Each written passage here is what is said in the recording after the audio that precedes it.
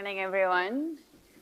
I'm pleased to say that I'm joined by the Austrian Minister for Foreign Affairs, Alexander Schallenberg. It's good to see you, Minister. Thank you for the invitation. Last time we spoke, actually, was here in Davos, so about 8 months or so ago.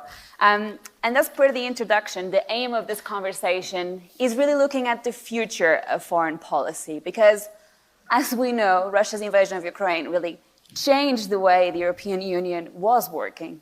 So my first question to you, Minister, is actually, where do you see foreign policy in 5 years' time? Well, that's a big question. If I knew, probably wouldn't be sitting here. But I think the biggest challenge and task we have is to keep this unity. Because we have proven the last 10 months, if we stand together, and I'm not talking only about the European Union, I'm talking about the free world as such, then we have a formidable force. And each time there's a crisis, actually the European Union steps up and succeeds and commits. And I believe these are the key words, is unity and commitment. And in 5 years' time, I always tend to say that we in Europe are the world champions in doomsaying. Whenever anything comes up, the first thing we say, oh God, this is going to be too much and the European Union won't be able to manage it and so on. And at the end, we had the same experience with the pandemic. Mm-hmm. We get out stronger than we entered it. And I believe the same thing will be correct for the situation we have now. We have 500 kilometers away from the capital of Austria, Vienna, a war raging. Something we thought we will never see again. We thought that we would see wars either in black and white pictures because they come from the past, or from pictures coming from other continents. And we have again, unluckily, a war in Europe. The point for some people, though, Minister, is that the European Union seems to work only when there's a moment of crisis.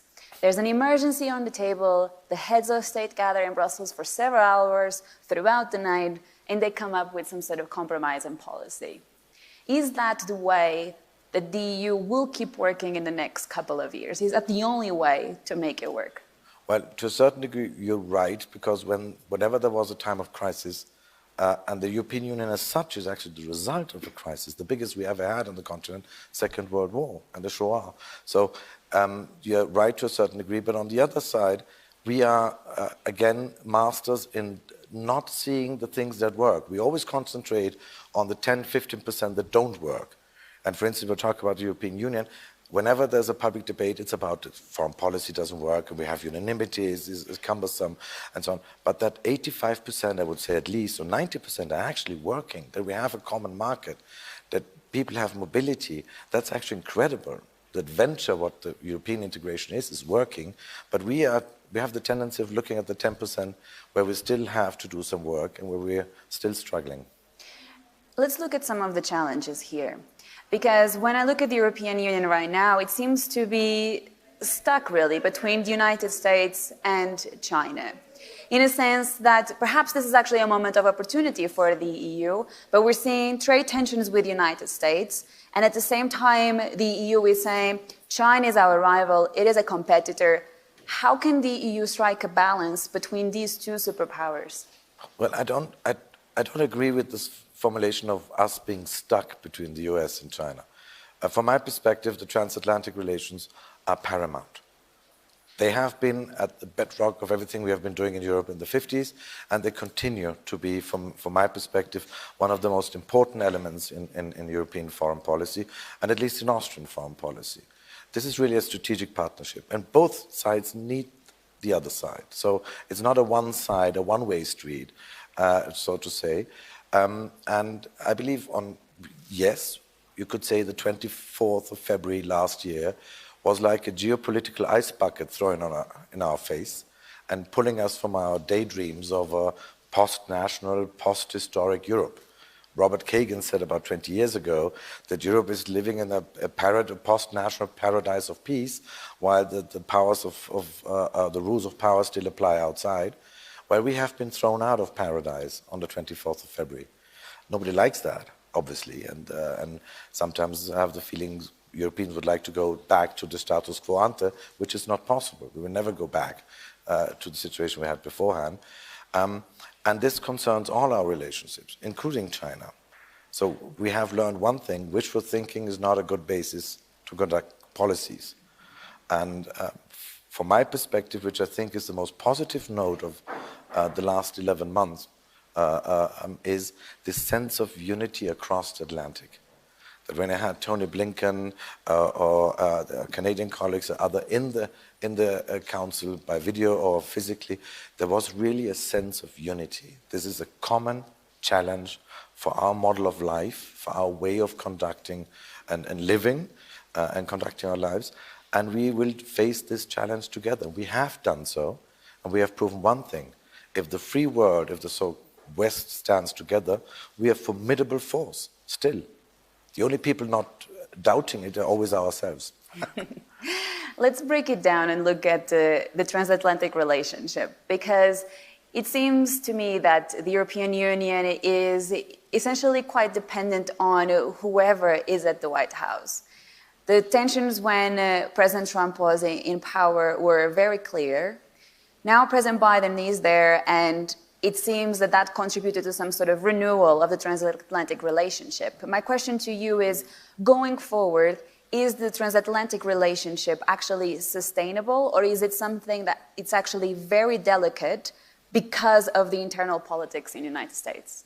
Well, I would say any relationship is delicate to a certain degree, and it takes two to tango. It takes both sides, so to say.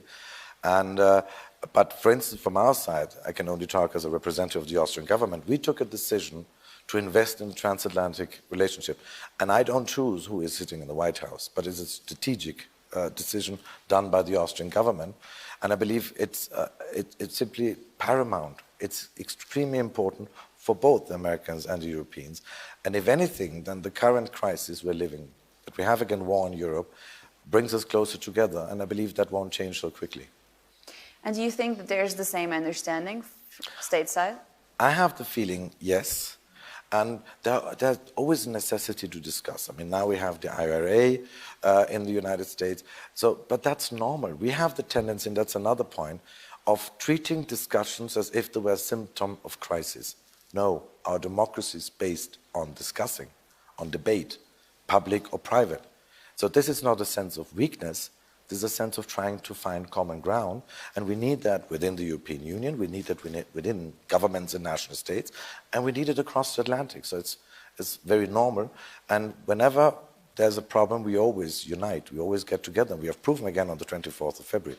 Had anybody told me on the 23rd of February that I will have this sense of unity, of cohesion within the Council of the European Union and with our friends, Australia, New Zealand, Canada, US and others, I would have doubted it, but the sense of unity and togetherness has been enormous, and I don't see why this should be going. I want to pay attention at the relationship with China as well, because when I'm in Brussels, I hear a lot of comment on how China is a rival, it is a competitor, and yet at the same time, they need to forge relationships, stronger relationships with China when it comes to climate change, when it comes to trade. My question to you, Minister, is how to strike this balance? What is the best approach when you're dealing with a country that you've essentially said it is a rival? I believe what I said beforehand, stop wishful thinking, be realistic. The world is not black and white, but the world is different shades of gray. And yes, you mentioned it yourself, we need China on many issues, on climate, for instance. On others, and that's why we as European Union say they're competitors and they're systemic rivals. It depends on what area you're talking about. And Wolfgang Ischinger, the former president of the Munich Security Conference, recently said a sentence which I appreciate and liked. He said the assumption that you can minimize political risks by creating mutually economic dependencies has proven wrong with authoritarian states. And we have learned this lesson now the hard way with Russia. Mm-hmm. And we have to see that China, there's a big question mark here.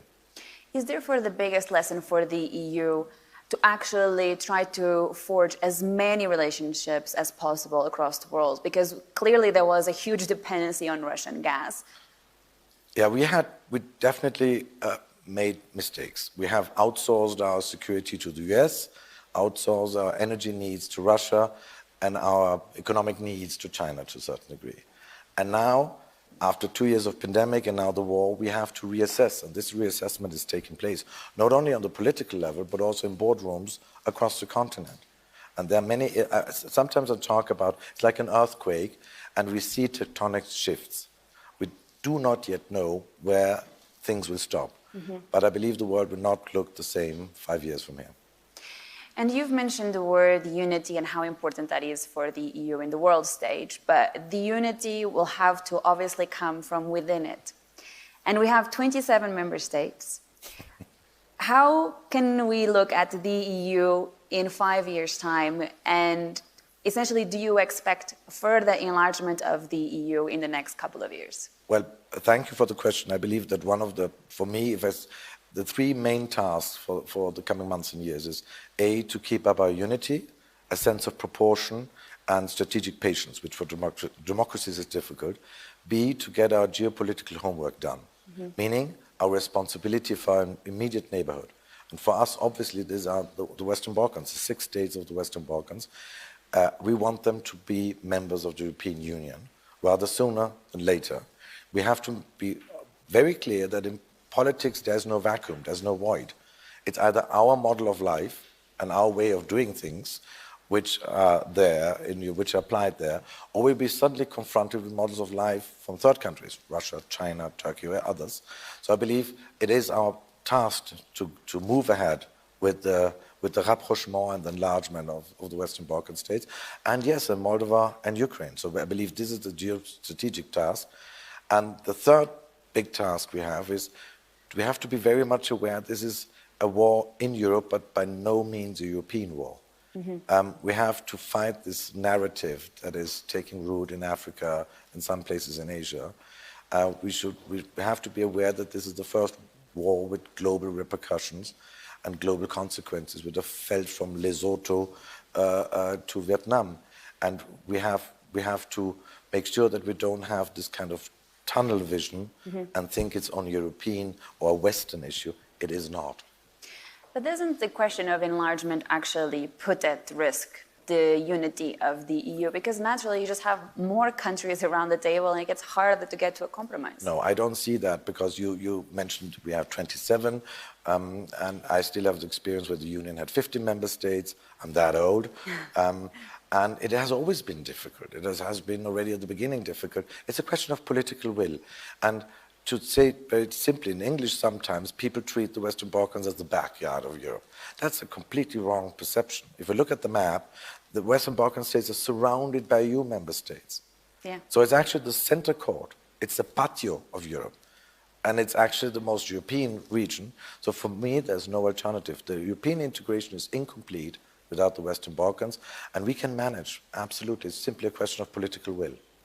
Exactly, political will, because there's also this argument that the bigger the enlargement, then the line of power also shifts. So instead of having power concentrated, say, between Germany and France, that will actually dissipate and move a little bit further into the center of the European continent.